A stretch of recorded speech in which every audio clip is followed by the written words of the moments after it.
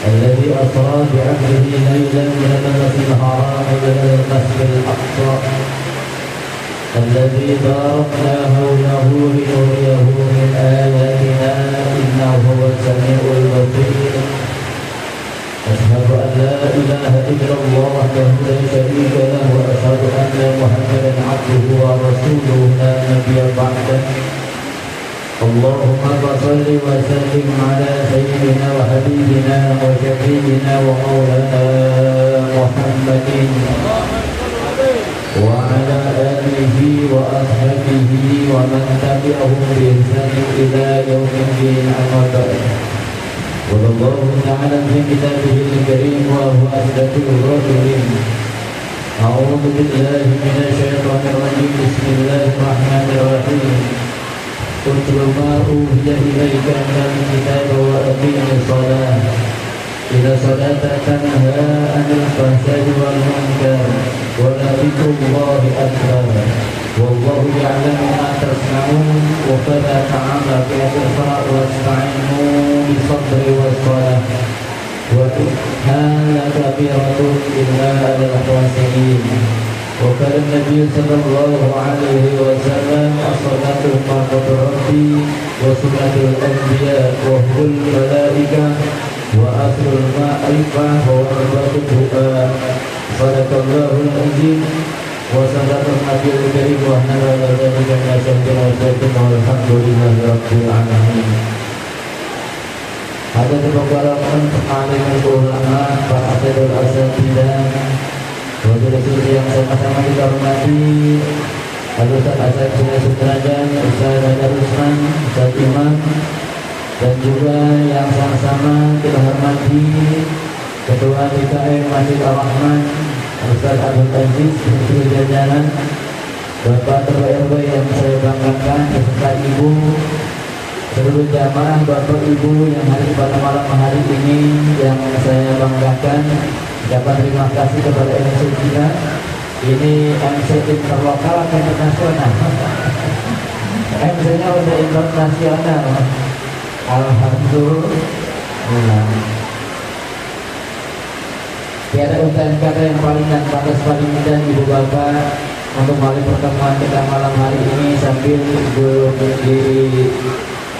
diguyur hujan yang lebat, tetapi tidak mengurangi semangat kita untuk saya bersyukur kepada Allah Subhanahu wa Ta'ala, karena memang bunyi hujan itu zikir, setiap hembusan angin itu zikir, daun yang jatuh itu zikir, bahkan apapun di muka bumi ini sesungguhnya yusabbihu lahu ma fis samawati wa ma fil ardh. Semuanya di alam semesta ini mentasbihkan, berzikir kepada Allah Subhanahu wa Ta'ala, dan patut kiranya malam hari ini sebagai satu persembahan terbaik kita sebagai hamba kepada Allah yang merasakan begitu banyak nikmat yang telah diberikan kepada kita.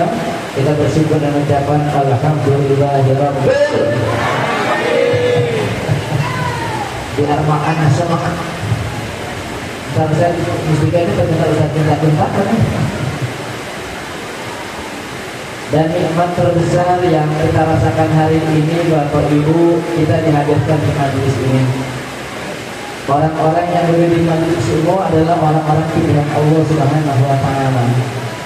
Mohon maaf, bukan berarti merendahkan, tidak semuanya yang ada, bahkan yang jauh, yang dekat masjid ini pun tidak diberikan izin oleh Allah untuk bisa hadir ke majelis ini. Yang dekat pun terkadang tidak hadir, tapi malah yang jauh insya Allah semangat untuk hadir, karena memang semua pilihan Allah.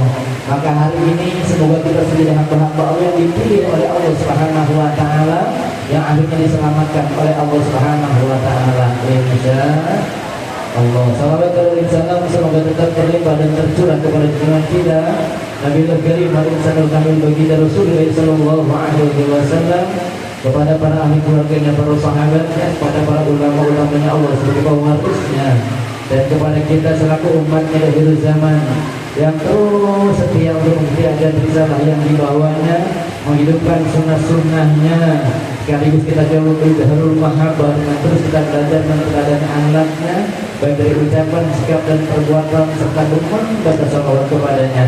Semoga dengan sebab itu semua kita diakui sebagai umat yang berat mendapatkan syaratul uzma kelak yaumil qiyamah. Amin ya Allah ya Rabbal. Ibu bapak yang dirahmati Allah, alhamdulillah pada malam hari ini, karena memang ini di bulan Rajab dan telah kita maklum bersama bahwa salah satu keistimewaan bulan Rajab adalah yakni pada bulan ini ada satu peristiwa yang luar biasa, bahkan di luar kebiasaan. Perlu kita peringati dan tak kalah pentingnya kita teladani. Jadi kita berharap bahwa acara ini tidak hanya sebatas perayaan yang setiap tahun kita adakan, tetapi tidak menjadi peringatan bagi setiap diri kita. Hari ini kita coba untuk membuka itu, peringatan Isra Mi'raj Rahmat kita jadikan sebagai kurikulum kehidupan kita. Jadikan pelajaran. Kalau masalah peringatannya hampir setiap tahun. Dan ini penting, memang peristiwa yang luar biasa. Tapi bagaimana kita bisa berhikmah di balik peristiwa itu untuk perbaikan bagi setiap diri kita. Nah, setiap peristiwa dalam ajaran agama kita pasti ada sebabnya. Ya Bu ya, pasti ada. Ini sudah mungkin setiap kita paham. Saya akan kembali sebab terjadinya peristiwa Isra dan Mi'rajnya baginda Nabi Muhammad Sallallahu Alaihi Wasallam. Nanti saya dikasih waktu sampai jam berapa nih Pak? Mohon maaf baru ini durasinya sampai 1 jam ya lah, 1 jam, setengah jam, 2 jam, jauh itu sama aja. Ngaji gak usah panjang-panjang ya Bu ya. Buat apa panjang kalau nggak masuk, lebih baik pendek tapi masuk semua. Benar ya Bu ya. Ini mah kalau bapak-bapak hampir tiap malam ketemu saya mau berjuluk ibu hari ini. Mudah-mudahan nyenangin ibu maksudnya. Ya kita coba dari asbab terjadinya peristiwa Isra Mi'raj yang Allah abadikan dalam surat Bani Israil ayat 1. Kalau cerita Mi'rajnya sebenarnya kalau kita belajar Quran itu di surat An-Najm. Jadi kalau Isra-nya di surat Bani Israil ayat 1, kalau misalnya Mi'rajnya ada di surat An-Najm, benar Bu ya? An-Najm surat berapa? Oh. Ya. Udah hafal lah di luar kepala insyaallah. Ya, sebab terjadinya disebut Abul Hajj, tahun kepergian bagi baginda Nabi Muhammad Sallallahu Alaihi Wasallam. Kenapa disebut Abul Hajj atau tahun kemudian bagi baginda Nabi Muhammad Sallallahu Alaihi Wasallam? Paling tidak ada 3 peristiwa besar yang akhirnya membuat kegoncangan kejiwaan baginda Nabi sebagai basyariahnya. Sebagai manusia siapa mesti goncang menghadapi ujian cobaan yang begitu berat dari Allah Subhanahu wa taala. Peristiwa apa yang terjadi setelah Isra Mi'raj? Jadi pada bulan ini atau bulan Rajab diwafatkan istri tercintanya Sayyidah Khadijah. Ibu kenal Sayyidah Khadijah? Kita lebih menyebutnya Siti Khadijah atau Sayyidah Khadijah? Hah? Biasa di Indonesia pakai Siti. Siti itu bahasa Sanskerta sebenarnya, artinya tanah. Karena kalau perempuan itu dinamakan Siti, dianggap tanah. Kenapa tanah? Karena tanah itu menumbuhkan berbagai aneka tumbuh-tumbuhan. Artinya ibu seorang perempuan yang mengembangbiakan dalam kehidupan. Ya lebih gampang Siti Khadijah apa Sayyidah Khadijah? Siti Khadijah ya, diwafatkannya ibu. Betapa sesungguhnya siapapun, dan saya juga minta kepada bapak-bapak ketika mendengar sebuah cerita tentang kehidupan Rasulullah atau hadis baginda Nabi, jangan cuma teksnya yang kita baca, tapi kita ikut merasakan bagaimana apa saat itu dirasa dari baginda Nabi Muhammad SAW, sehingga pesan moralnya sampai ke dalam kalbu kita. Kalau cuma teksnya yang dibaca, nggak akan sampai ke kalbu kita, cuma sampai di angan-angan pikiran-pikiran. Nah hari ini coba saya kepada bapak-bapak nih yang punya istri, coba bagaimana rasanya sumpahnya baginda Nabi ketika Siti Khadijah diwafatkan oleh Allah Subhanahu wa taala. Dan kita tahu bersama bahwa Siti Khadijah adalah seorang wanita salehah yang membantu perjuangan baginda Nabi, semua dari hartanya, pikirannya, semua jiwanya diberikan sepenuhnya untuk perjuangan baginda Nabi Muhammad Sallallahu Alaihi Wasallam. Kita tahu Siti Khadijah adalah wanita terkaya saat itu, tetapi hebat, beliau ini hafal kitab Injil karena pamannya Waraqah, itu yang asli maksud saya, pengikut Nabi Isa alaihissalam yang asli, karena Waraqah itu adalah pamannya. Dan salah satu yang pertama kali mengetahui tentang kenabian Nabi Muhammad SAW adalah Siti Khadijah. Rasulullah sendiri tidak tahu kalau dirinya sebagai seorang nabi. Karena Sayyidah Khadijah membaca dalam kitab Taurat nanti akan ada seorang laki-laki yang dijadikan oleh Allah sebagai khatamun nabiyyin, yang punya karakternya seperti ini, seperti ini, seperti ini. Nah, ketika mendengar keterangan itu bahwa nanti ada laki-laki sebagai khatamun nabiyyin yang punya karakter luar biasa, lalu Sayyidah Khadijah ajam dalam qalbinya, ini dia yang akan aku jadikan suamiku nanti. Maka saat itu namanya wanita kaya, Ibu Siti Khadijah, kaya, cantik, siapa laki-laki yang tidak tertarik? Semua banyak ingin meminang menjadikan Siti Khadijah menjadi istrinya, tetapi satu pun tidak ada yang diterima oleh Siti Khadijah, karena ketika membaca kitab Taurat ada satu cerita bahwa nanti ada seorang nabi akhir zaman yang punya kriteria luar biasa akhlaknya dan azam kuat dalam kalbunya. Dialah yang saya akan jadikan suami saya nanti, pendamping hidup saya. Mohon maaf ibu, dulu kenal suami ada azab, karakternya dikenal dulu. Enggak ya? Enggak. Kalau Rasulullah sampai nikah dengan Aisyah, istri yang paling mudanya itu pun karena skenario Allah Subhanahu wa taala di WA, aduh orangnya benar tapi foto sudah dikirim oleh malaikat Jibril. Apa betul? Sampai lihat ibu, ini salah satu wanita ahli surga, pengen masuk surga. Ada 4 wanita ahli surga. Ini mungkin bisa ibu jadikan sebagai teladan dalam kehidupan kita. Salah satunya adalah Siti Khadijah. Saya membayangkan ibu Siti Khadijah, mohon maaf, ini sedikit cerita saja. Ketika saya mau naik ke Gua Hiro itu, ketika saya di sana itu, saya membayangkan dulu Siti Khadijah ketika Rasulullah SAW di Gua Hiro itu, menekan Gua Hiro itu usianya sudah 55 tahun akhir itu. Itu jalannya terjal banget ya. Saya membayangkan betapa sehatnya Siti Khadijah naik masih gunung yang cukup tinggi, bahkan naik nanti ke Gua Hiro itu masuklah ke dalam gitu. Bawa makanan dia kirim sambil bawa kambing gitu, gibas kalau bahasa, untuk meninggalkan jejak karena target orang kafir mau bunuh baginda Nabi Muhammad Sallallahu Alaihi Wasallam. Siti Khadijah ini kan majikan Rasulullah, karena Rasulullah pernah jadi karyawan Siti Khadijah. Artinya kalau bahasa orang Betawi, majikan kawin sama bujang. Kenapa? Siti Khadijah kalau perusahaannya besar, ingin mencari seorang pekerja, lalu dikoneksikan oleh pamannya Abu Thalib. Kalau cari pekerja, ponakan saya aja. Sehingga akhirnya dikenakan Rasulullah kepada Siti Khadijah menjadi pekerja. Jadi majikan nikah sama bujangnya, sama bujangnya. Ada koneksi dari dulu, ada koneksi. Makanya enak kalau dengaran dalam ya, lebih gampang. Lalu apa yang dilakukan oleh Siti Khadijah begitu menghadapi Nabi 15 tahun loh ibu. Siti Khadijah sampai kadang ragu, ini benar laki pun Nabi bukan sih ya gitu. 15 tahun begitu dapat wahyu baru kan, dan malaikat Jibril itu tanda yang pertama yang dibaca oleh Siti Khadijah dalam kitab Taurat. 15 tahun benar-benar istiqomah Nabi. Nah akhirnya apa yang dilakukan oleh Siti Khadijah? Andai saja hartanya dibeli untuk kota Mekah saja itu masih bisa separuh. Jadi semua hartanya diberikan kepada baginda Nabi untuk perjuangan agama. Duitnya dikasih kepada baginda Nabi Muhammad Sallallahu Alaihi. Kita dikasih, kita meminta duit ini kita Pak. Mudah-mudahan di kita kasih Tuhan juga ya. Sering ngasih duit apa sering minta duit yang begini? Bu, sering ngasih duit apa minta duit?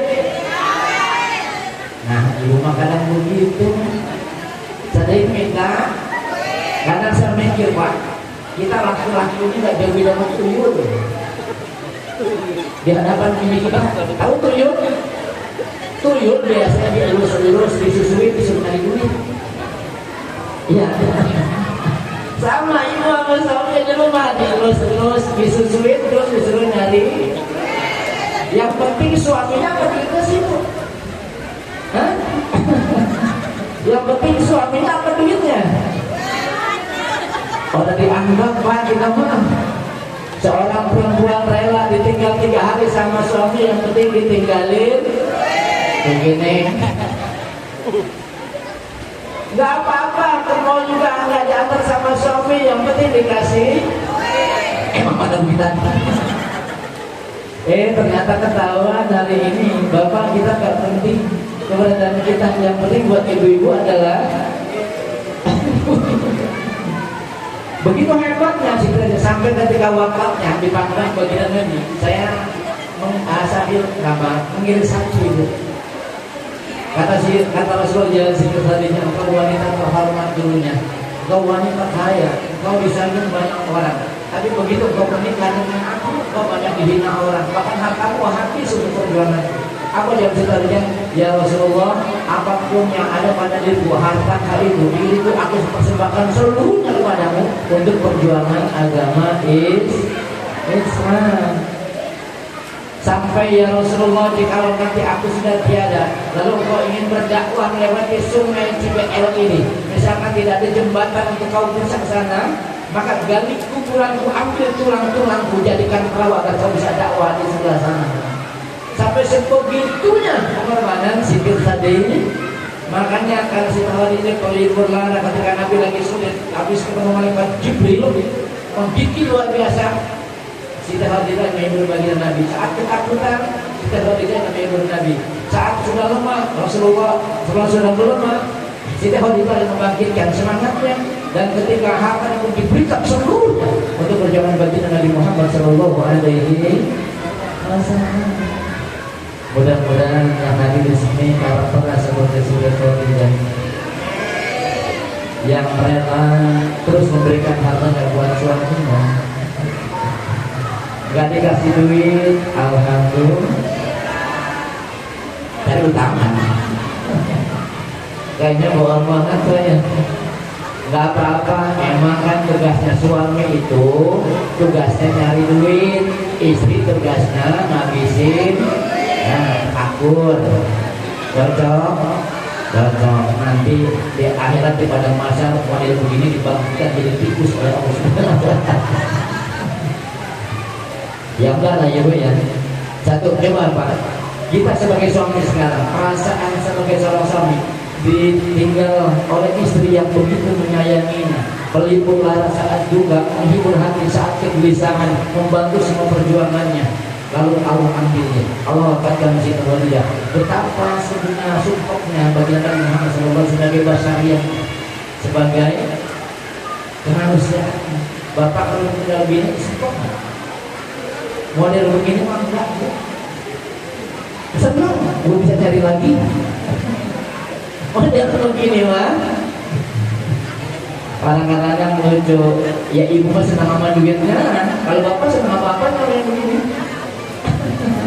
Enggak, di sini mah insya Allah wanitanya soleha, namanya al-mar'atu, bukan begitu tim hatur ya, wanita soleha, insya Allah beneran. Bukan kayaknya. Di sini mah ini soleh banget loh, kayaknya. Ini soleh banget. Sepertinya. Mudah-mudahan nanti disoleh dengan Rasulullah. Satu itu peristiwanya. Betapa kegelisahan ada pada diri baginda Nabi Muhammad SAW. Siapapun lah Bu, suami pasti nangis ketika ditinggal sama istrinya. Istrinya pun pasti menangis. Seminggu doang. Sebelum tanggal seminggu di sana pikir, emang nangisin kita apa kalau kita mati? Enggak. Ditanya orang sana tapi ibu sini sih enggak. Ibu kenapa menangis terus? Karena suami meninggal. Iya. Oh ibu sayang banget sama suami? Enggak, saya mikir tapi enggak laki-laki anak saya banyak. Mikirnya bukan sayang sama. Aduh loh Bu, suami sayang banget sama istrinya. Hari pertama kuburan ini dikasih terus. Oh saking sayang, ditanya mas sayang banget sama bininya. Itu kuburannya masih dikasih terus. Ya saya sayang banget. Sayang kenapa? Biar tanahnya cepat kering.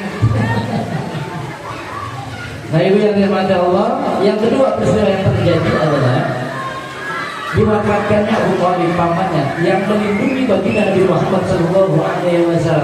Orang-orang kafir Quraisy tidak bisa membunuh Nabi karena melihat pamannya Abu Thalib, nggak berani karena orang terhormat di kalangan itu. Maka ini diwafatkan oleh Allah Subhanahu wa taala.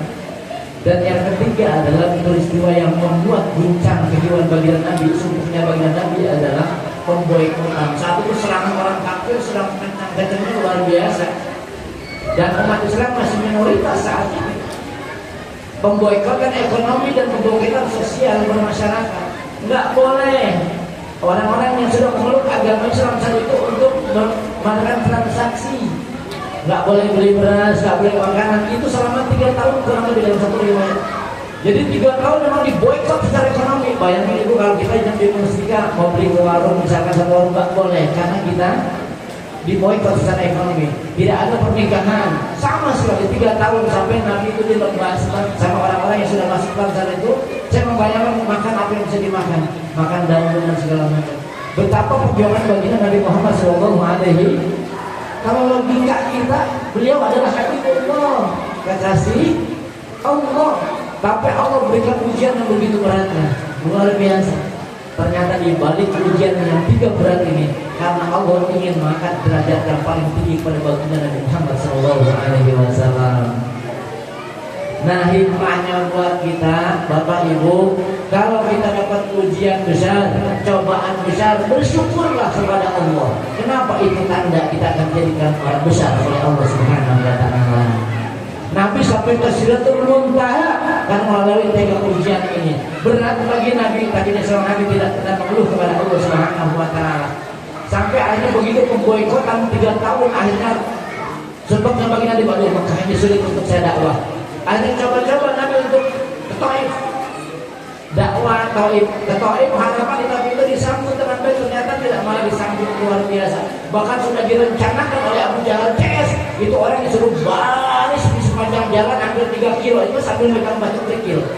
Itu dimungkin baginda Nabi mengusir baginda Nabi sampai berdarah-darah, jidatnya berdarah, kakinya berdarah. Sampai malaikat Jibril geram saat itu, ya Rasulullah, ini orang udah kebangetan banget. Andai saja gunung Uhud itu kau izin aku timpakan kepada orang itu akan aku timpakan. Jangan katanya. Malah didoakan mereka orang yang tidak tahu siapa saya. Coba betapa Rasulullah sudah disakiti sampai berdarah-darah. Malaikat Jibril mau membantu saja ditolak. Saya berpikir kalau PR yang ditawar malaikat Jibril, PR gimana nih? Malah mesti gue air, timpahin aja. Kita mah jangan sampai berdarah-darah, diomongin aja udah baperan. Kita kenapa begitu hebatnya baginda Nabi Muhammad SAW sampai Rasulullah begitu di Taif pulang berdarah-darah. Dia berdoa, ya Allah, bisa rela tubuh saya penuh dengan berdarah darah. Saya rela mengorbankan nyawa saya. Tapi berikan saya jalan agar dakwah ini bisa terus, agar dakwah ini bisa berjalan. Yang paling dikhawatirkan Rasulullah, bagaimana tadi dakwah tidak jalan dan akhirnya agama menjadi hilang dari kaum ini. Sehingga amanah yang diberikan oleh kepada baginda Nabi akan hilang. Itu berarti baginda Nabi menjadi Nabi Khatamun Nabiin, penutup para Nabi. Kalau Nabi-Nabi yang lain masih santai, ada estafet kepemimpinan. Nabi Adam, ada Nabi Kristus ke bawah. Lalu Rasulullah Khatamun Nabiin, tidak ada Nabi lagi. Andai dakwah gagal, maka gagallah menegakkan Allah untuk menyebarkan agama Islam di muka bumi ini. Ini beban berat bagi Nabi. Sama dengan PR, coba. Seandainya PR yang terakhir, PR kalau gagal, hancur di hati. Sebagai taruhan terakhir, QQ ini. Betapa berat beban di pundak. Tapi Pak tenang saja, nanti ada estafet kepemimpinan ganti. Tenang aja, saya nggak selesai, nanti diserahin sama pemimpin berikut. Begitu berat. Nah, sehingga Allah abadikan ibu dalam Al-Quran di sunnah. Ini sebab 3 itu. Begitu jadi saya cuma saya ambil kesimpulan dari cerita ini. Dalam hidup ini, di dunia ini ibu bapak tempat ujian, tempat cobaan. Nah, kalau kita diuji yang besar, bersyukurlah, itu tanda cinta Allah. Allah tidak mungkin memberikan ujian dan cobaan kepada kita di luar batas kemampuan kita. Kalau tadi dibaca, la nukallifullahu nafsan illa usaha. Allah tidak akan beban beban yang kami kami tidak sanggup memikul, tidak mungkin memberikan ujian di luar batas kemampuan kita. Cuma terkadang kita sering bersyukur kepada Allah, makanya di kalimat tasbih awalnya. Nanti kita bahas kalimat tasbih. Kenapa dia awal kalimat tasbih pakai masdar dalam ayat ini? Tidak menggunakan fi'il mudhari, fi'il amar atau fi'il madhi. Ada 7 surat Al-Quran yang menggunakan kalimat tasbih di awalnya, dan 2 turun di Mekah antara surat Bani Israil dan surat Al-A'raf. 5 turun di kota Madinah. Ini kita ngajinya ke tasbih nanti. Oh ternyata ya Allah. Dan kita tahu siapa yang berikan ujian? Allah. Berarti dialah zat yang mencintai saya dan berikan ujian. Jadi siap itu ya. Kalau kita dapat ujian besar, dapat cobaan besar, maka bersyukurlah. Menjadi itu jalan, kemudian Allah menjadikan kita orang besar. Kalau ujiannya biasa, jadi orang biasa. Dunia adalah tempat diuji, tempat cobaan kita. Kalau pengen nggak dapat ujian cobaan, jangan diam di dunia. Iya, dunia adalah tempat ujian dan cobaan. Kalau pengen nggak dapat ujian dan cobaan, jangan diam. Di mana? 3. Nah kalimat ini kita ngaji lah sekarang. Subhanalladzi, nggak banyak itu, nanti akan saya selesaikan. Saya simpel-simpel. Diabadikan dari jasa saudara. Subhanalladzi asma bi'ilaihi ayatin apalah saya. Nah kalimat ini menggunakan kalimat tasbih. Subhan ini punya masdar. Kalau di surat Al-Jumu'ah ada menggunakan fi'il mudhari, di surat Al-Asr juga menggunakan kalimat ada fi'il madhi, ada yusabbihu, ada sabbaha, ada sabbih. 7 surat kalau kita belajar di Quran, ini menarik banget. Allah itu menyusun kata-kata dalam Al-Quran luar biasa. Maka tawasul tertinggi untuk berdoa kepada Allah adalah qiraatul Quran. Itu tawasul tertinggi. Maka bersyukurlah kita yang dalam hidup ini tidak jauh dari Al-Quran. Apa yang kita minta, bahkan tidak kita minta karena kita lupa asli baca Quran, Allah berikan yang lebih daripada apa yang kita minta. Itu hebatnya bertawasul kepada Al-Quran. Hebat. Cuma sayang Al-Quran kita jauh. Subhanalladzi, subhan asal katanya. Kenapa tidak subhanallah tapi menggunakan subhanalladzi? Subhan adalah masdar. Kata kalau menggunakan kalimat masdar berarti bertasbihlah, maha sucikanlah Allah dalam kondisi apapun, dalam situasi apapun, maka tasbihkanlah Allah. Mentasbih Allah maha suci. Suci dari apa? Suci dari kelemahan, suci dari kesalahan, suci dari kekurangan. Allah itu maha segala-galanya. Allah tidak ada yang salah apa yang Allah berikan kepada kita. Dari ayat ini pelajaran misalnya kami kurikulumnya adalah kita tidak boleh berburuk sangka kepada Allah Subhanahu wa ta'ala. Bertasbihlah. Orang-orang yang bertasbih tidak mungkin berburuk sangka kepada Allah. Dia memasukkan Allah Subhanahu wa ta'ala. Enggak mungkin. Peristiwa Isra dan Mi'raj adalah peristiwa yang luar biasa, bahkan di luar kebiasaan. Karena Allah yang memperjalankan. Allah yang aktif, Nabi Muhammad pasif diperjalankan. Karena ini kehendak Allah, semuanya pasti akan terjadi. Tapi bisa secara ilmiah. Tasbih, habis sholat sudah subhanallah semua. Tapi sujud bersama Allah. Nanti sujud sama Allah Pak Ibu. Sujud sama Allah nih gini Pak nih. Misalkan kita udah rajin ke masjid berjamaah, sholat wajibnya, sholat sunnahnya sudah, sholat malam sudah, sholat juga rajin. Tapi kok sholat kita bisa terus aja bilang ya Allah, saya udah sholat berjamaah, sholat malam saya kerjakan, sholat sunnah saya lakukan, baca Quran saya tampilkan, sedekah pun saya laksanakan. Kok hidup saya gini aja ya? Nah ini bersyukur kepada Allah Subhanahu wa ta'ala. Berarti belum mentasbihkan hatinya. Jadi belum menerima sepenuhnya sebagai hamba. Bapak Ibu, derajat tertinggi seorang manusia bi'abdihi, kalau subhanallah asal bi'abdihi kalimat itunya, ini saya singkat-singkat aja.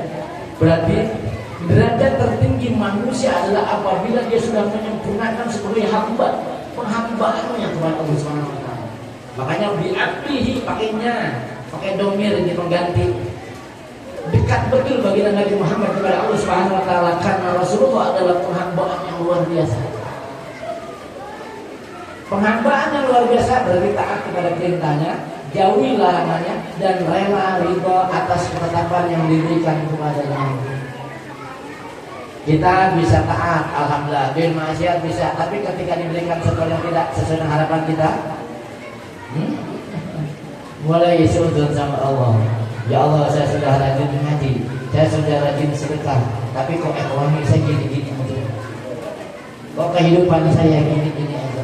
Itu musik kalimat tasbih. Makanya disunahkan pada sholat, ini termasuk ibadah di Ramadan. Pada sholat baca zikir subhanallah, subhanallah, subhanallah. Ternyata tasbih kita sampai hari ini sudah mendengar di bawah kita. Mau baru dapat sedikit, ada hal yang tidak menyenangkan, lalunya nggak sudah, berarti belum tasbih. Asal memperjalankan, jadi baca tasbih, menjauhkan hal-hal yang tidak mungkin ada pada Allah. Allah itu maha sempurna, Allah maha baik. Tidak ada satu pun yang diberikan kepada kita yang tidak mengandung kebaikan buat kita sesungguhnya. Cuma terkadang kita menggunakan pikiran kita sendiri. Saya sering bilang ibu bapak, Allah belum kita jadikan subjek dalam kehidupan kita, tapi objek dalam kehidupan kita. Kita mengatur Allah.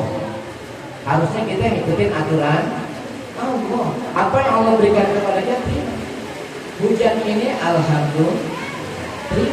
Emang manusia makarannya innal khuliqa insana halu'a. Dalam Al-Quran, sesungguhnya manusia diciptakan ngeluh kesah, dikasih panas ngeluh, dikasih hujan.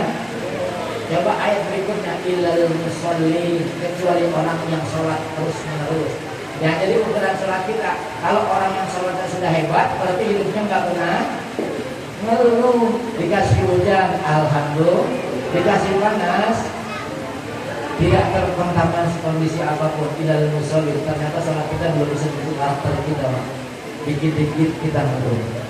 Maka mentasbihkan Allah, memurnikan apapun yang ada pada kalbu kita untuk terus meyakini bahwa apa yang Allah berikan kepada kita adalah yang terbaik. Dari tasbih. Nah, peristiwa ini saya singkat. Kenapa peristiwa dengan kalimat tasbih? Kalau dalam tafsir disebut amrun ajib, sebuah peristiwa yang menakjubkan di luar kebiasaan manusia. Perjalanan dari Masjidil Haram ke Masjidil Aqsa, ini saya mana istilahnya tahu lah.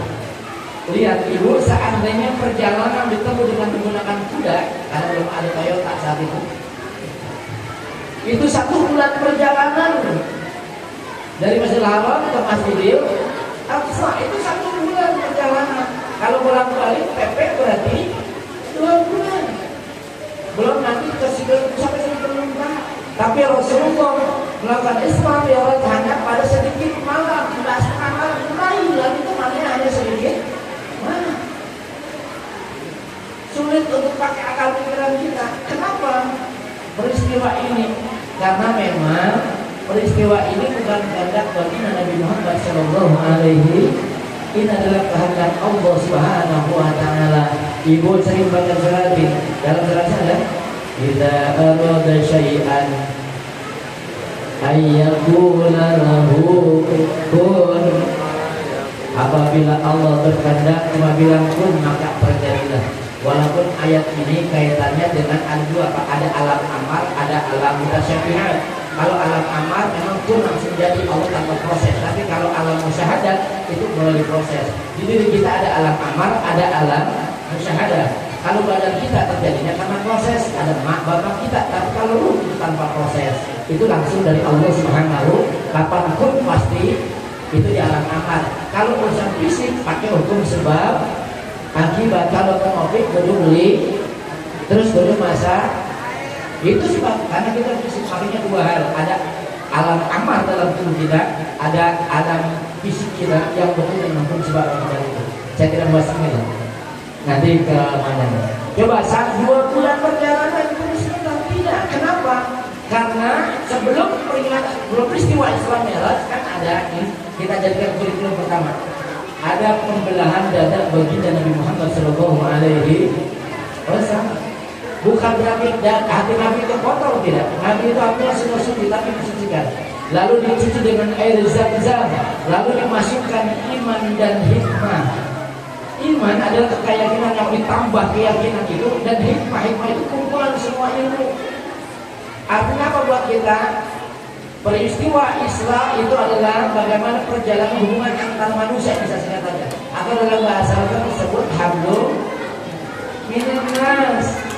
Mi'raj itu hablum minallah. Esensi ajaran agama kita cuma dua.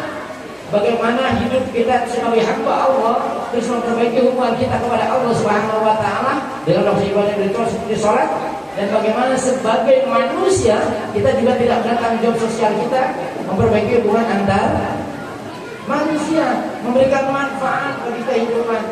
Maka kalimat sempurnanya, hakikat ketinggian derajat seorang hamba adalah di saat dia menghambakan sepenuhnya dirinya kepada Allah Subhanahu wa taala, tapi dia tidak meninggalkan tanggung jawab sosial hidup bermasyarakatnya, hidup memberikan manfaat bagi orang lain.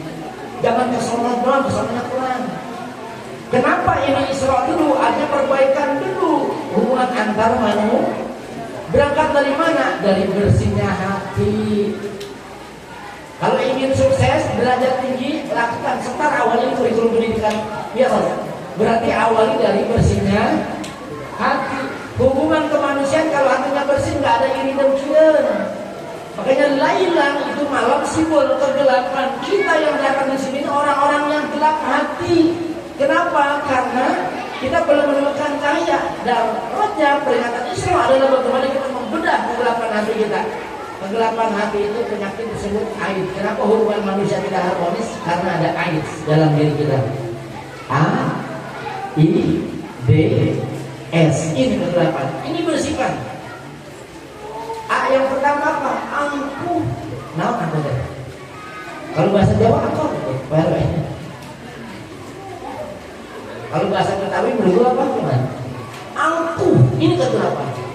Nggak mau menerima kritik saran orang lain, ini keangkuhan. Ibu bapak kalau ingin jadi orang sukses, siap menerima saran dan kritik yang membangun. Membuka saran kalau itu untuk membangun pribadi kita, apalagi untuk bersama. Kalau kritik kita, saran kita nggak dipakai, jangan sakit hati. Ini kan paling gampang bersihkannya, kena hati itu. Jadi penyakit angkuh yang pertama. Ini adalah iri dan dengki. Ini penyakit kegelapan, bedah dada ini dengan Rasulullah. Biar hubungan antar kita nih hablum minallah baik. Karena tidak bisa mi'raj dengan tenang, tidak bisa ibadah di Masjid Ar-Rahman dengan tenang kalau dimusyrikkannya pada ribut baik. Lihat saudara kita di Palestina, itu tanda ayat Allah yang paling nyata. Mereka untuk ke masjid saja nggak tenang. Kenapa? Karena ada konflik terus. Selama ada konflik di musyrikah, sulit untuk bisa beribadah baik kepada Allah Subhanahu wa taala. Maka perbaiki dulu hubungan manusia. Kalau Allah mah gampang, ibu bapak salah, taubat istighfar, Allah Maha Ghafur. Seribuan, sebanyak apapun kesalahan kita kepada Allah, dosa kita kepada Allah, kita mau taubat, kita mau istighfar, Allah ampuni. Tapi kalau ke manusia, kita punya salah satu aja susah dimaklunya. Benar ya? Orang sono, orang sono, 2 meter kurang lebih dari sini. Gua nggak maafin sampai kiamat. Walah, nungguin kekuasaan Allah. Allah secara Maha Ghafur, subhanallah. Padahal sering baca tasbih, sering baca istighfar. Jadi keangkuhan hilang. Kita sama apa? Nggak ada yang merasa lebih. Kita abdun sama status kita. Abdun itu budak. Kebetulan saya lagi di sini aja. Ini menjalani tugas. Kalau sudah turun sama saya sebagai sama dengan kita masuk ke masjid. Kalau ke masjid semua statusnya tanggapan, tidak ada kiai, tidak ada ustaz, tidak ada orang biasa, tidak ada berbuat semuanya sebagai hamba. RW-nya juga ditinggal di rumah, masing-masing hamba Allah.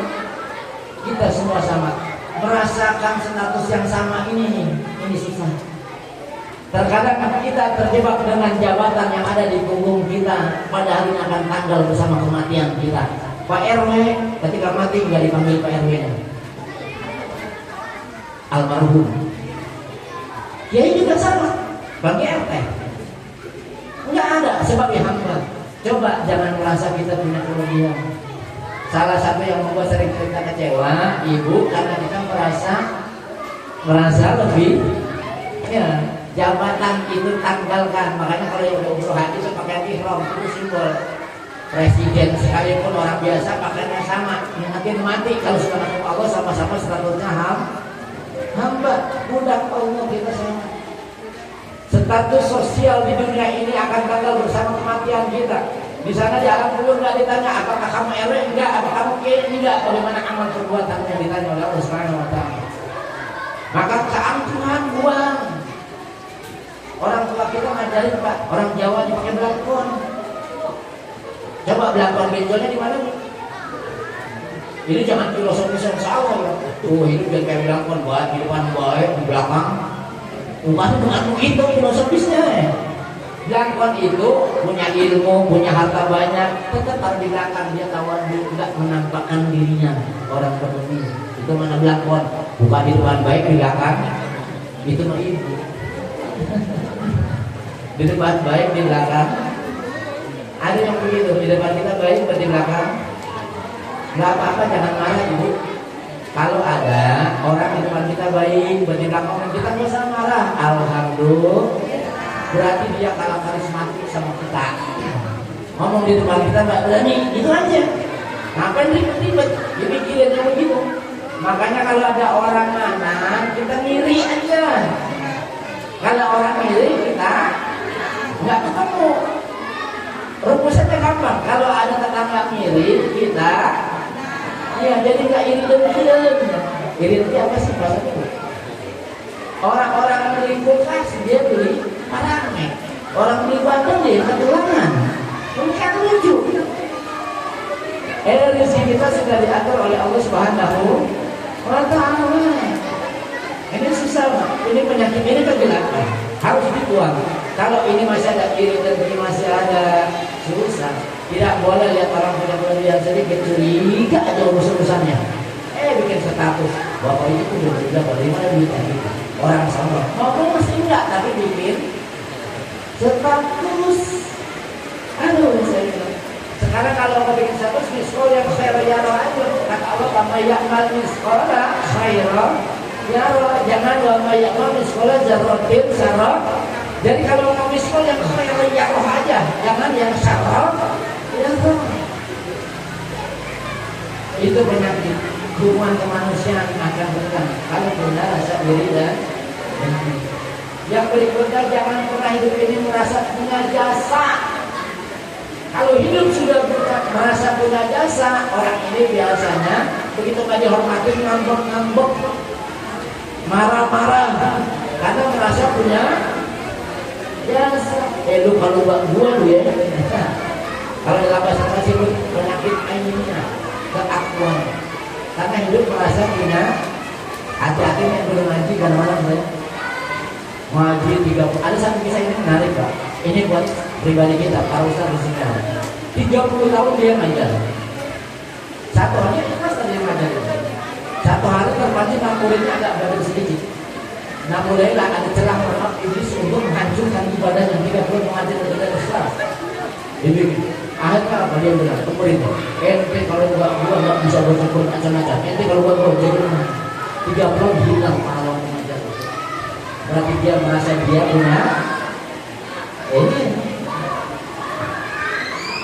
ini rumusan gampang ya. Jadi kalau ada orang iri kita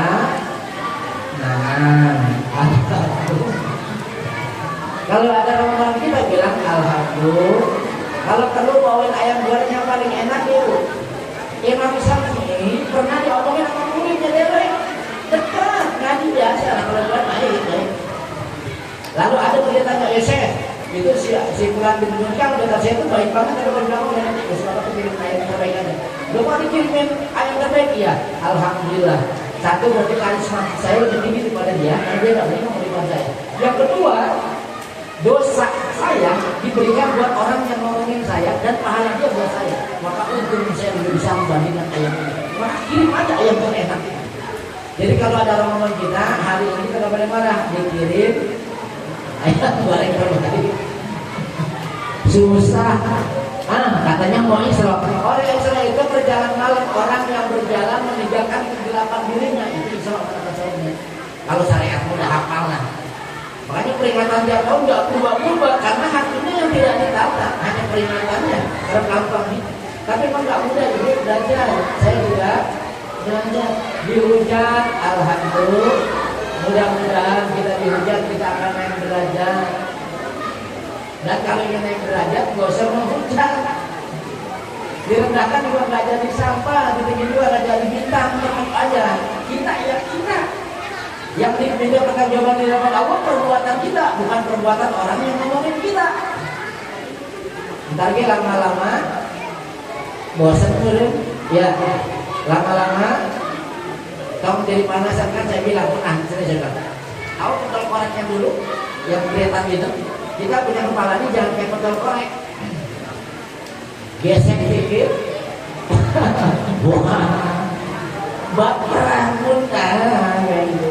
Ya Allah, bilang aja gini, ya Allah, dia itu bisa menghujat saya yakin ini engkau yang menggerakkan lidahnya ya Allah. Maka saya bersyukur ya Allah dan menghujatkannya membuat saya belajar. Karena tidak ada manusia yang bisa menggerakkan lisannya kecuali atas izin Allah Subhanahu wa taala. Bagi orang yang hatinya sudah pening terlihat, bukan dia yang menghujat, sesungguhnya Allah sedang memberikan ujian buat saya, dan lewat lisannya orang yang dihujat menghujat saya, maka Allah akan jadikan saya orang yang tinggi. Dan coba peristiwa yang dulu, Wakas yang dihujat aja bakal berubah. Karena dihujat jadi naik derajat. Kalau kita ingin naik derajat, jangan menghujat. Nah, yang S-nya adalah sombong. Ayat 9 ke-8 hubungan antar manusia. Hablum minanas tidak akan beres selama ada keangkuhan diri, ada iri dan dengki di hati, lalu ada kesombongan. Sombong itu dua indikasinya. Satu, batrul hak, menolak kebenaran. Disampaikan setelah yang benar ditolak. Belum makan bocah kemarin. Atau merendahkan orang lain. Wakor jelas. Itu namanya kesombongan itu. Nah, maka Rasulullah di perjalanan Masjidil Haram atau di Aqsa, maksudnya ini dibedah dulu dada kita. Ini perjalanan alhamdulillah kita. Maka perbaikilah. Kan agama kita sudah menuntut sesuatu. Kalau urusan dengan masyarakat banyak, ini Al-Quran. Maka kalau kita ingin mengambil satu keputusan, wasyawirhum bil amr, maka musyawarahkanlah urusan. Jangan ambil sepi. Kalau urusan menyangkut orang banyak, dengan musyawarah. Kayak acara ini berjalan dengan lancar karena hasil usaha. Ada yang nyumbang jeruk, ada yang nyumbang anggur, ada yang nyumbang air, ada yang nyumbang, semuanya berjalan dan ada kontribusi kebaikan. Nah, jadi hubungan kita kepada manusia, kalau penyakit 4 ini masih ada, sulit untuk mengharmonisasikan. Kita belajar membuang keangkuhan diri, tidak lagi terjebak iri dan dengki, tidak lagi merasa sombong, merasa lebih merendahkan orang lain. Lebih baik kita yang merendah. Merendahlah serendah-rendahnya sampai tidak ada orang yang bisa merendahkan. Biarlah hina sehina-hinanya sampai tidak ada lagi orang yang mampu menghina kita. Biarlah mereka yang akan bertanggung jawab. Jadi hari ini ngajinya ngaji hati, maksud saya Isra ini ngaji hati, jangan cuma saya. Karena agama itu seni, menata hati agar bersih dan dengan semakin dekat dengan Rabbul Izzati, sehingga hidup dalam masyarakat suasana al-surgawi. Jadi agama adalah seni menata hati untuk lebih dekat dengan Rabbul Izzati agar hidup bermasyarakat seperti suasana surgawi. Betapa hebatnya kalau di mustika ini hidupnya kompak. Masjid ini 3 tahun besok diulang udah jadi insya Allah. Lagi-lagi saya sibuk masjid ini 3 tahun pasti jadi. Kalau mau kan ibunya udah tahu, bang udah nyumbangin aja semua lah, kan udah tahu jadi sejauh ini.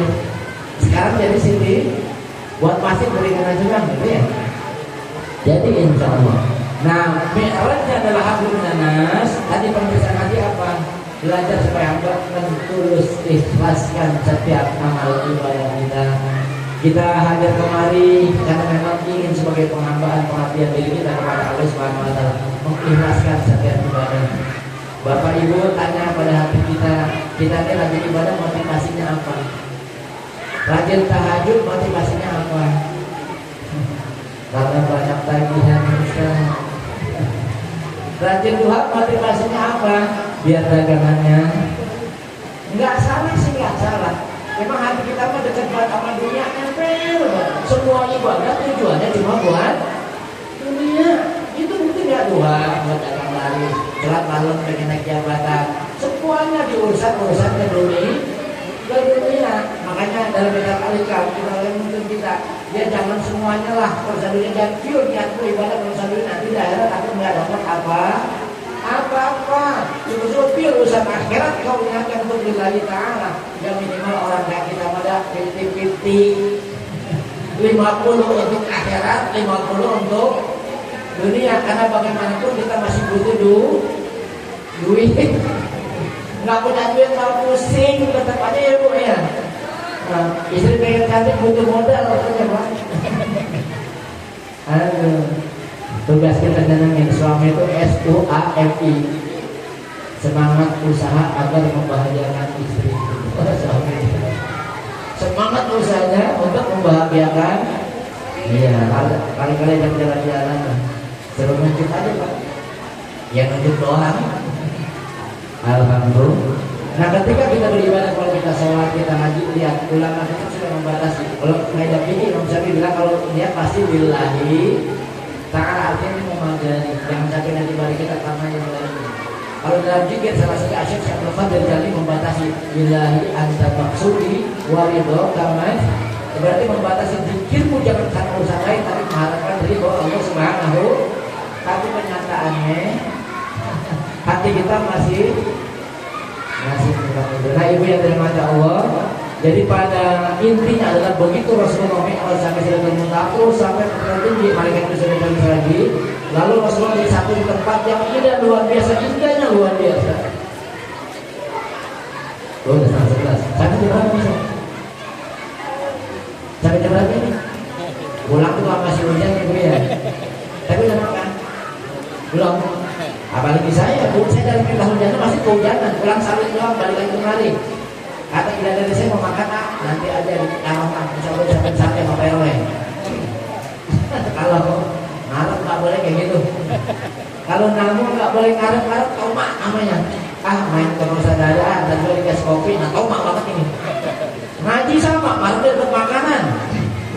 Begitu di pengajian nggak dapat makan, brengsek ada panitia. Nggak, ini makan jauh.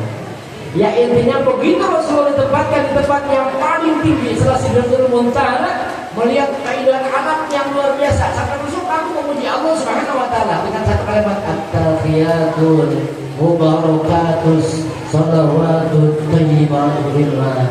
Ini ucapan Nabi yang nanti kita baca dalam tasyahud akhir ketika sholat. Segala penghormatan, segala keberkahan, segala rahmat kasih sayang, segala kebaikan lillah, milik Allah. Ini pujian Rasulullah kepada Allah. Karena Rasulullah senang memuji Allah, makanya namanya Ahmad. Ahmad adalah hamba yang senang memuji Allah. Ini nama di langitnya. Nama di dunia Muhammad, orang yang banyak terpuji, orang yang banyak dipuji. Maka dari situ pelajaran kita di nama Nabi kita Muhammad. Kalau ingin dapat pujian dari makhluk, maka seringlah memuji Allah Subhanahu. Orang yang sering memuji Allah, Allah akan memujinya. Bahkan makhluk banyak yang memujinya. Jadi Muhammad begitu indahnya luar biasa. Lalu disambut dengan Allah, assalamu alayka ayyuhan nabiyyu wa rahmatullahi wa barakatuh. Keselamatan atas engkau ya Muhammad. Pakai dongeng dua kalimat dengan tepat, assalamu alayka inti jarak. Tapi Rasulullah adalah orang yang sangat cinta sama kita. Kalau dibahasakan kita begini lagi, ya Allah jangan cuma saya yang selamat, umat-umatku nanti yang soleh. Maka akhirnya Rasul mendoakan kita, assalamu alayna wa ala ibadillahi sholihin. Berikan juga keselamatan buat hamba-hamba yang soleh ya Allah, dan karena rahmatnya berita hebatnya bagaimana. Lalu para malaikat mengucapkan, menyaksikan peristiwa itu dengan mereka bersyahadat, asyhadu an la ilaha illallah wa asyhadu anna Muhammadar Rasulullah. Dan ini akan dibaca ketika lagi sholat. Ini salah satu oleh peristiwa Isra Mi'raj. Nah jadi perintah yang pertama adalah kesimpulannya, oleh yang dibawa oleh Nabi buat kita umat adalah ibadah sholat. Syariat utama dalam ajaran agama kita Bapak Ibu, kalau bisa sholat jangan ditinggal. Bagian kita sholatnya masih hese ya dua musuh nggak apa-apa, sholat aja terus. Yang penting jangan sampai ditinggal. Kita baca Quran kita masih murutul, berdoa tahu tapi baca dia belajar terus. Nanti Allah kita sholat. Apalagi buat perempuan ibu. Pertama kali yang nanti dihisab di yaumil qiyamah itu cuma dua. Ini buat perempuan Allah ma disabu bihi mar'ah as-shalah wa ba'da. Dua perkara yang akan dihisab pertama oleh Allah nanti di yaumil qiyamah bagi kaum perempuan. Yang pertama tentang sholatnya. Ibu-ibu mah gampang, udah sholat wajib aja kata Nabi. Ibu kalau ada perempuan sholat wajib aja dalam hidupnya, puasa wajib aja Ramadan, ama melayani suami udah masuk surga. Pada itu manusia dapat suruh pilih. Sholat wajib, puasa wajib, melayani suami, masuk surga lebih mana saja. Enak ya weh. Yang ditanya tentang sholatnya, tentang sholat kita Pak. Itu yang ditanya nanti yang pertama. Bahkan pahala yang ditampakkan oleh Allah dalam kubur kita, sholat kita nanti. Akhir zaman, sholat ini mengokohkan. Satu jadi yang ditanya apa ibu? Sholat udah yang wajib aja dah ibu. Kalau yang sunah-sunah makali lah, buat perempuan enteng yang wajib aja. Yang kedua nanti yang ditanya apa? Melayani suami. Bagaimana peran ibu kepada suami ibu? Ibu pengen dapat pahala ibadah haji dan umrah. Kata Nabi di mana-mana seorang istri yang menyiapkan makanan untuk suaminya dan menemani suaminya makan sampai selesai, maka dapat pahala haji dan umrah. Alhamdulillah. Berubah besok ibu suami ditemenin makan. Selama ini ditemenin ibu. Aduh wanita soleha. Irza. Saya sering ibu, udah saya siapin Ustaz, tapi nggak diciumin. Tugasnya nyiapin sambil nemenin. Ibu mah gak usah makan, liatin aja. Tawarin ayah, kalau makan ke ayah dulu. Dan seorang istri gak boleh makan di rumahnya kecuali izin suaminya. Ibu kalau makan izin sama suami. Ada yang izin, ada yang ayah mau makan ya, gitu. Ini memang nggak pernah minta izin kepada suami. Ini pahala paling gampang loh buat perempuan. Satu sholatan yang penting yang wajib Allah. Yang kedua pelayanan kepada suami kita gambarkan. Berarti melayani, menemani, makan suami, minum teman itu sama dengan ibadah haji dan coba ibu tidur dengan suami aja benar-benar sama dengan tidur di Baitullah di dalam Ka'bah. Tidurnya berdepan. Selama ini tidur berdepan. Berdepan. Suami di mana, ibu di mana? Kalau sudah masing-masing berhadapan. Betapa sesungguhnya bagi seorang istri di rumah tangganya kerja semuanya tidak ada beribadah di hadapan Allah Subhanahu Wa Taala. Sampai ibu masak kepanasan kompor gas panas ibu kan itu jadi hijab sangat tak neraka bersama ikhlas. Ibu ngirisin bawang sampai nangis itu ditunggu atas jihad oleh Allah Subhanahu Wa Taala. Betapa hebatnya sebagai ibadah seorang syaratnya enggak melulu. Ibu ingin rezekinya lancar. Ini layani suami 3 hari 5 malam. Barang siapa yang melayani suami 3 hari 5 malam berikan kelancaran rezeki oleh Allah Subhanahu Wa Taala. Maksudnya melayani yang makan ya. Pernah mandiin suami ibu? Seorang istri yang memandikan suaminya maka dibebaskan dari azab kubur oleh Allah Subhanahu Wa Taala. Pengen bebas azab kubur? Mandiin suami besok. Gepuk si suami. Dah ibu-ibu main apa? Bapak-bapak nih, masih nih. Ibu-ibu sholatnya di rumah, tapi suami tuh ingat itu sudah masih berjamaah. Karena sholat berjamaah itu 27 derajat. Laki-laki yang sholat di masjid berjamaah itu pahalanya 27 derajat. Ibu sama dapat pahala walaupun di rumah. Tugasnya apa? Nyiapin pakaiannya, sarungnya, kokohnya, semuanya sampahnya. Ayah, tapi jangan nyuruh. Haram bentuknya seorang istri laki-laki. Nggak boleh. Tapi kalau ngingetin boleh. Ayah, ini udah jam 6 kurang seperempat ya, hari ini jam 6 kurang seperempat. Udah waktunya kayaknya udah ayah ke masjid. Itu mama sudah siapin sarungnya, baju kokohnya, sama sokoknya. Kalau suami ibu berangkat sholat berjamaah ke masjid Ar-Rahman, ibu walaupun sholat di rumah sendirian dapat pahala 20 tuh. Ditambah satu ibu pahala sendiri, jadi 20. Jadi banyakkan lakinya, banyakkan istrinya. Enak, cuma tinggal nyuruh doa. Selama ini sering nyuruh suaminya ada ngingetin maksudnya kalau doa balik ngingetin masih. Wabil khusus subuh ibu, nanti saya cek di subuh pertama. Di minggu pertama kajiannya, musim hujan begini. Ibu karena suami kesiangan bangunin wajib agama, siram kalau nggak bangun. Kata Nabi suamimu yang salat subuh berjalan siram.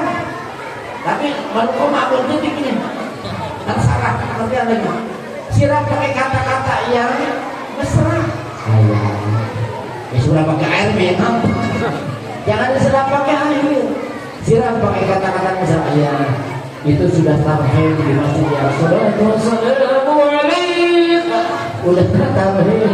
Itu salatan yang kita ya waktu sholat sini. Bentar lagi mah boro-boro bangun ya. Dia lagi istrinya kepulusan juga. Yang sama ketiduran. Akhirnya sholat subuhnya jam 7 nggak apa-apa. Bangun jam 7 udah langsung sholat subuh boleh, tapi jangan adaan kodokan. Nggak boleh nyarap dulu syaratnya, langsung ke air, langsung duduk, langsung sholat. Solehah banget subuh kalian dua. Subuh sekalian. Sholat dua yakin aja bu. Ingetin suaminya kalau mau lagi di rumah. Ayah itu sudah waktu salatku masih betapa indahnya. Kalau nggak berdoa tiap malam ibu ya Allah betapa indahnya. Karena kalau punya suami yang soleh sering rajin ke masjid berjamaah. Doain nggak usah diomelin. Ucap mati doanya. Ya kan. Makanya alhamdulillah. Maka bersyukurlah bapak kita yang punya istri saling mengingatkan kita. Mohon maaf ibu. Rumah yang diberikan adalah rumah yang digunakan untuk ibadah oleh suami istri. Ya ada saatnya kita untuk sholat di masjid bagi laki-laki, ada saatnya sholat di rumah. Coba saya tanya bapak-bapak nih, selama nikah berapa kali ngimamin istrinya sholat? Selama nikah berapa kali ngimamin? Ibu berapa kali diimamin sama suami di rumah sana? Selama nikah? Hah? Sentimen banget bapaknya pengen masuk surga dewek ya?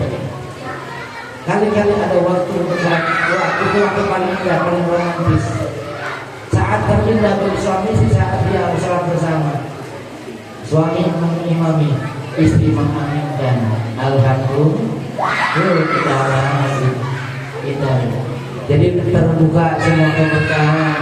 Ya sholat malam lah, bareng, makan bareng, mandi bareng, sholat.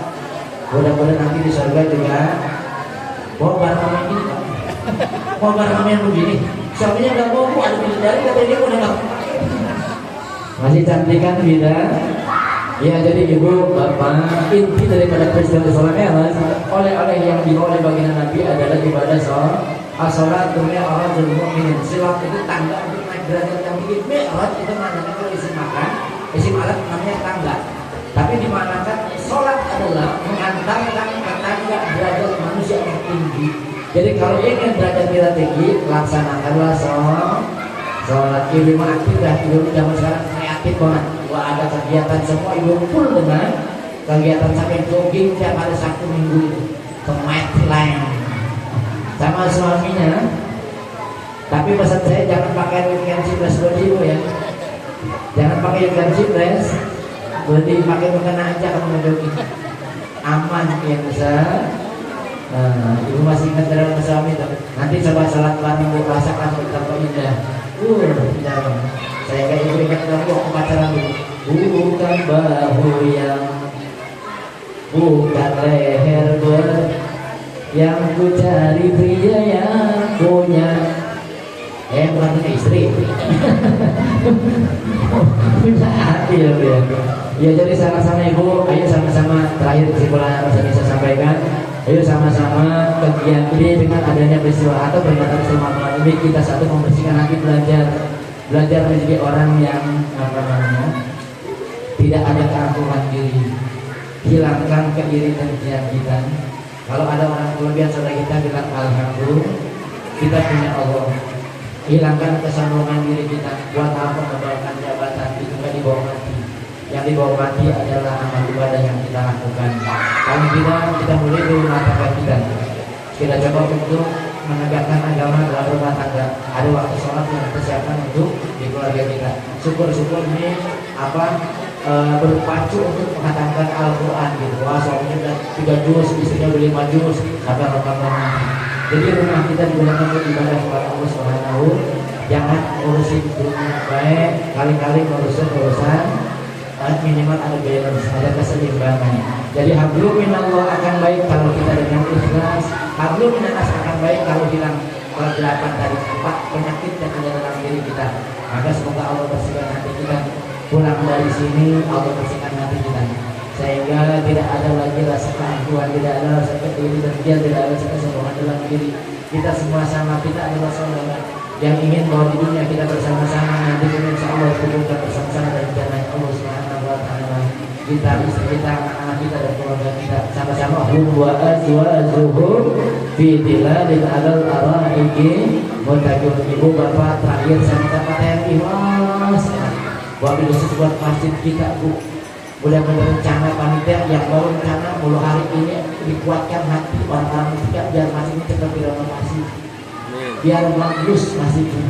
Kalau masjidnya bagus, buat ibadah juga enak, sholat juga tenang. Ibunya Fatihah, mudah-mudahan Allah kasih jalan untuk niatan kita membangun masjid yang kita cintai. Ada hati ini ya. Waalaikumsalam. Al-Fatihah. Bismillahirrahmanirrahim. Alhamdulillahirabbil alamin. Arrahmanirrahim. Maliki yaumiddin. Iyyaka na'budu wa iyyaka nasta'in. Ihdinas siratal mustaqim. Siratal ladzina an'amta 'alaihim ghairil maghdubi 'alaihim waladdallin. Rabbil ighfir lana wa liwalidayna wa lil mu'minina. Kita zikir sekarang dulu. Kita ini di akhir bulan Rajabnya memasuki bulan Sya'ban. Bulan Sya'ban adalah bulan Nabi dan seterusnya Nabi. Mudah-mudahan Allah berikan berkah kita, amal-amal ibadah kita bagaimana diterima dan diridhoi Subhanahu wa Ta'ala. Berikan berkah nanti bulan Sya'ban dan sama-sama kita bisa menikmati manusia ibadah di bulan suci Ramadan. La ilaha